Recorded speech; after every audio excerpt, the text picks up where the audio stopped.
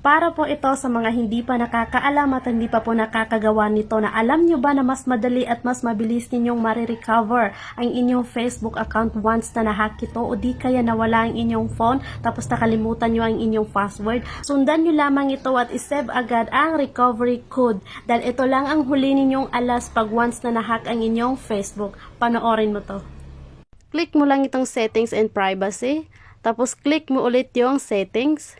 And then, click mo yung password and security.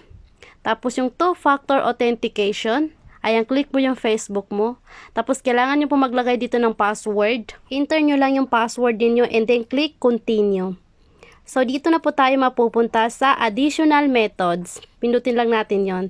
And then, recovery codes. And then, dito na po lalabas yung 5 different na recovery codes. I-save nyo lang po ito at wag nyo po itong kakalimutan. And then, take note po, wag nyo po itong i-turn off. Kailangan po laging naka-turn on po ito. Kaya i-save nyo na po at lagi nyo po yung tatandaan dahil malaking tulong po ito sa atin lahat. So, yun lamang po. Maraming salamat.